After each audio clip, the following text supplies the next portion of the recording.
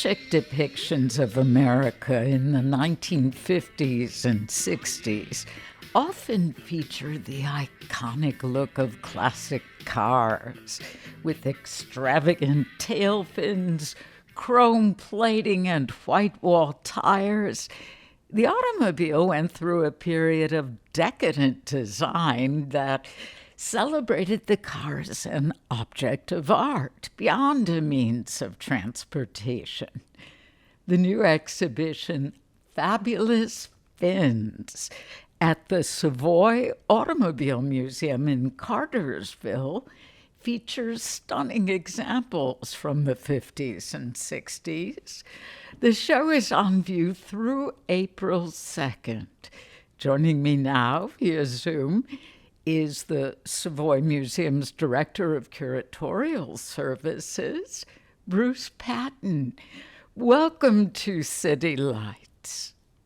Well, hello. Thank you for allowing me to join you, Lois. I really appreciate it. Well, it's great to have you. The Savoy Automobile Museum opened almost exactly a year ago in Cartersville. Correct. Yeah. So we're excited. One whole year down. For Atlantans who may not have heard, there's now a world-class auto museum just outside this city. What can you tell us about the museum and the experience it offers visitors? So the Savoy Automobile Museum, it's 65,000 square feet. It was built from scratch. So yeah, we actually have 37 acres of very groomed grounds.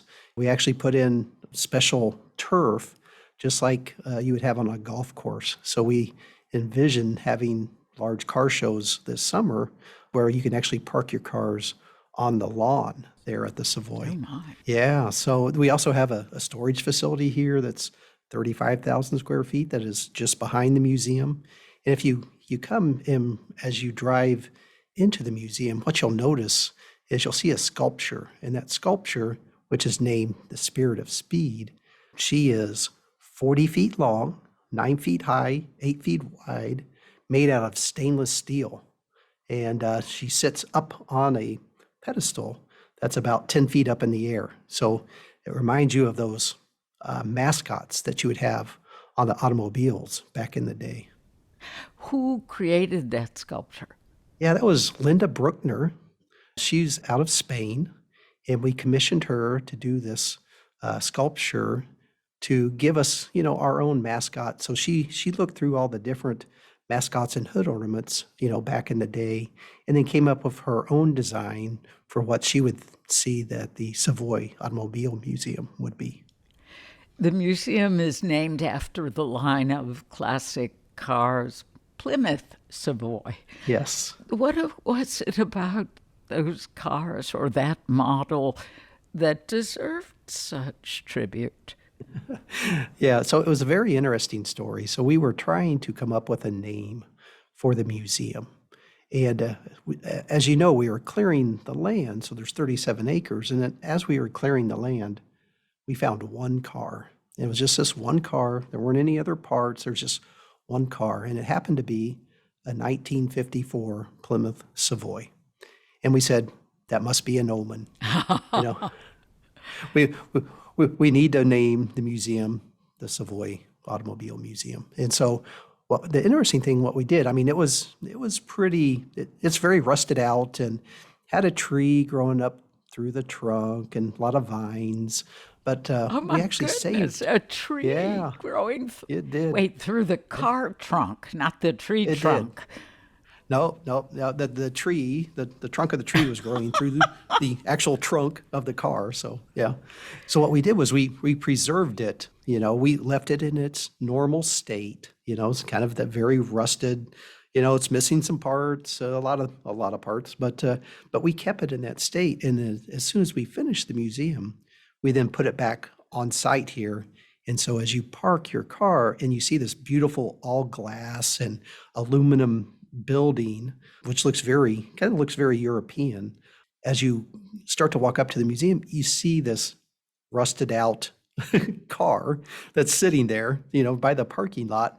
And it's the very first car you see, and you think, oh my goodness, what am I getting myself into?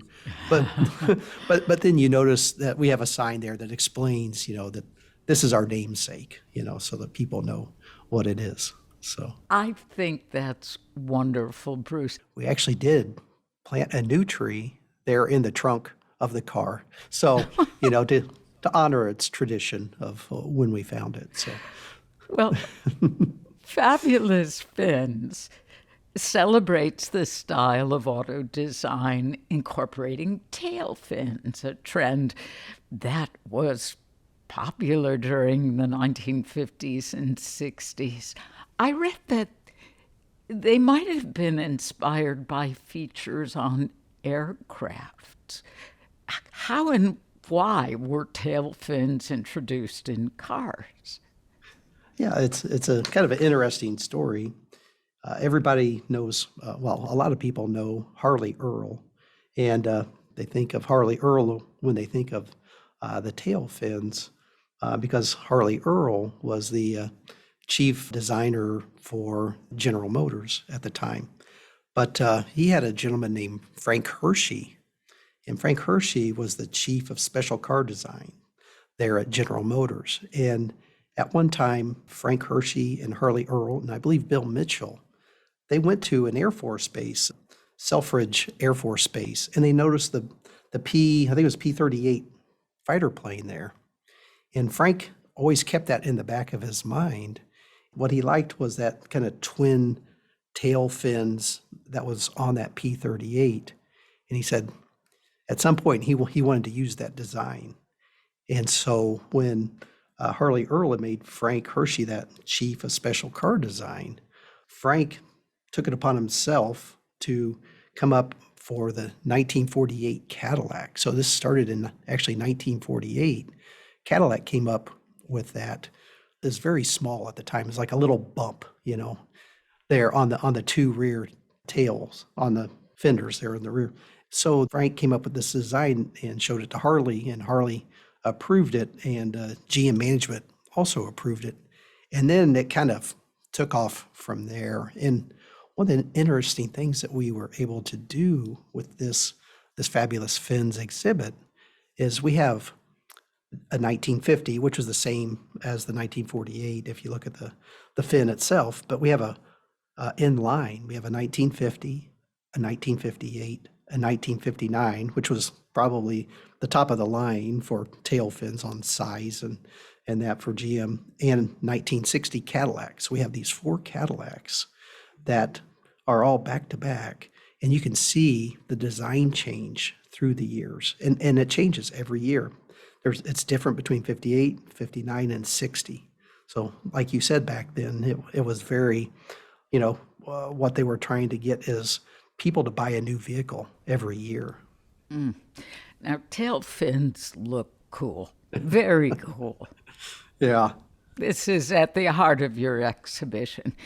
But I understand manufacturers offered engineering-related justifications for their placement, saying they might be there for stability or for reducing drag. Were those statements valid from an engineering perspective, or was it really just about selling cool-looking cars? It was much more about selling cool-looking cars, because if you look at them, people kept increasing them in size until it got to a point where it got so big that people go, okay, I think we've taken it far enough. Now we may need to start to reduce it. But these cars were more to be seen, as you're driving around.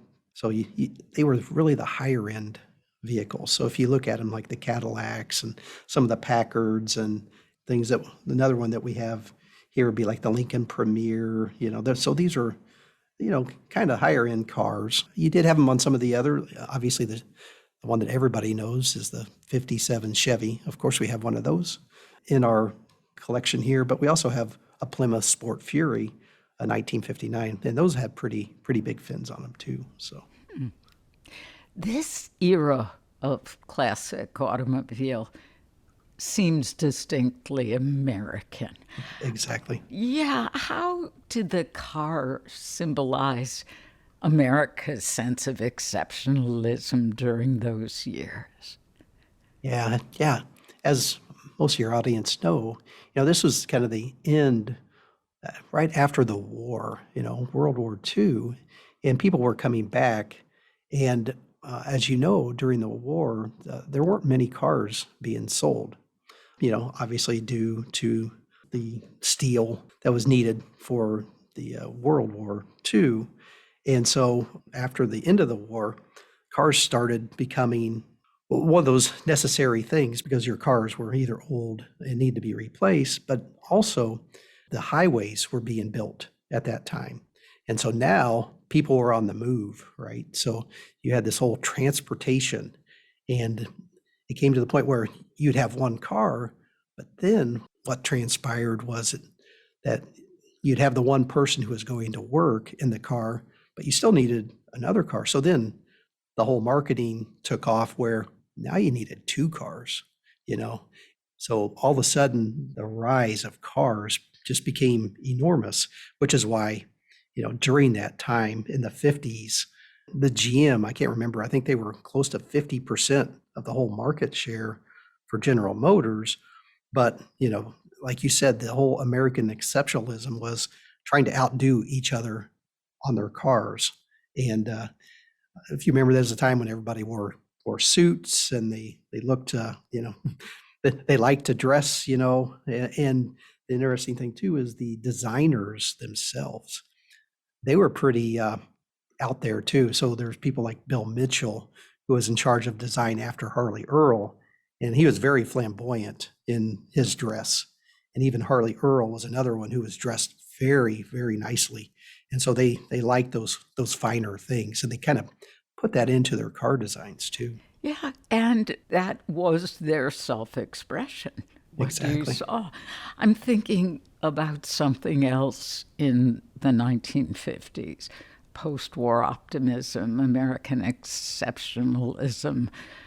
How did the 1950s space race and sci-fi influence car design and car culture of the time? Right. Yeah. You'll notice in the design, a lot of those, especially the 50s concept cars, and then some of the cars that were produced, they were very kind of rocket shaped. There was the old Chrysler turbine car that was produced. And if you look on the back of the 59 Cadillac, it's kind of like very, very rockety as far as the tail fin, the tail lights on there. And so a lot of that design got put into the cars because, that was a good way to sell the cars is, like you said, as we are going into this kind of space race and looking into the future, that's what people really thought that, maybe we'll have flying cars here's in the near future, and so you see that design in a lot of those cars of that era. Just like the Jetsons. Exactly. Oh, I Exactly. loved the Jetsons. So you mentioned the 1959 Eldorado and those extravagant wings. It's hard to imagine parallel parking one of those cars. I Right. was wondering, have you ever driven one of these cars, Bruce? Yes. Yep. Yep. Yes, I have. So we have a 1960 Eldorado Baritz that we have here at the museum that we've driven around. I mean, can't remember. I think it's around 19 feet long. Oh my So goodness. right, yeah. So it's just a two-door convertible Cadillac and still 19 feet long.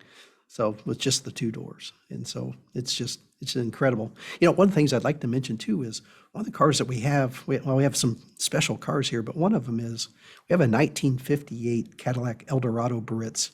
It's called a Raindrop.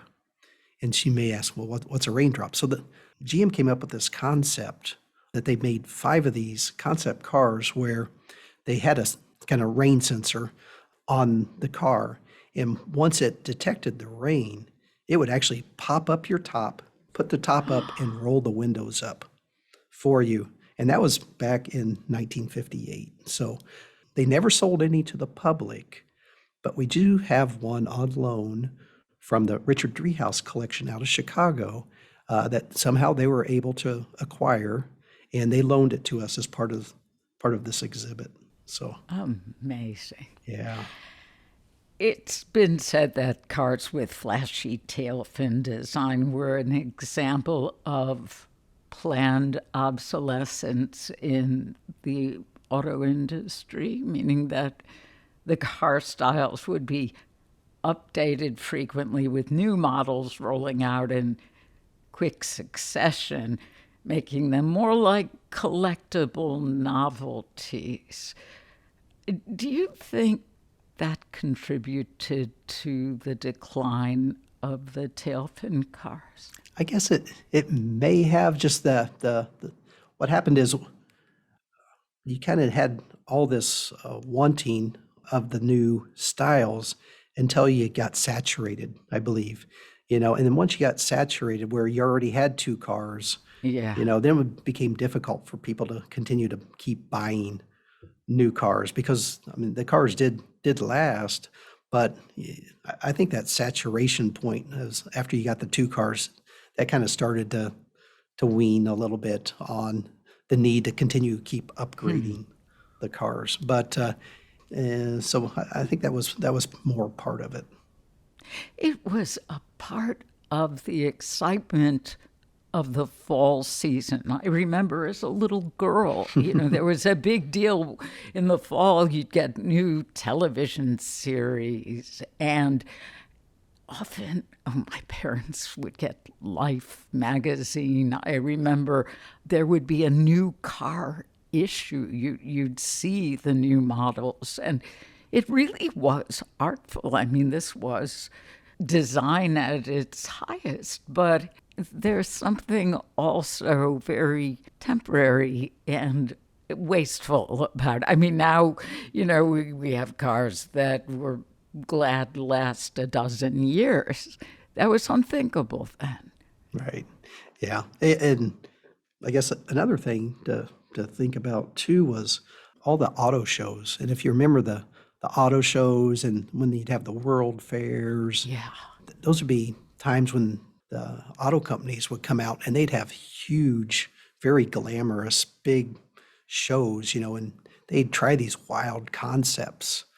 And that was in that kind of time frame, basically from the 30s through the 50s, 60s kind of time frame. And then it did start to kind of wane down a little bit. And, you didn't quite get as many concepts in cars, or as crazy of concept cars, I'll say, different, because, now people want to see those concept cars from the 50s, and you don't see them really saying, oh, I want to see that concept car from the 80s, or 90s, right? So they want to see those ones that look like the space cars or the, rocket ships or that, that were produced then during the 50s. So those are ones that are very, very desirable, for people to see. So, Bruce, would you like to see a comeback of this style of car design?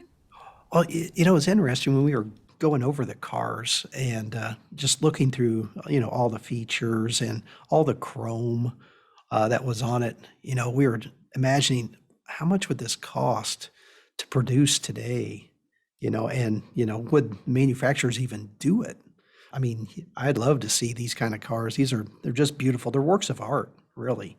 And when people come and they see them in person and they see all the details that they put into them, it's just amazing. So, sure, could we afford them? That it'd be challenging for the average person to be able to afford one of these, that's produced nowadays. Well, thinking within scale for the 21st century, though, nationwide transition to electric cars may be in its beginning stages. What if that classic tail fin look came back to sweeten the deal? Do you think drivers would go for it?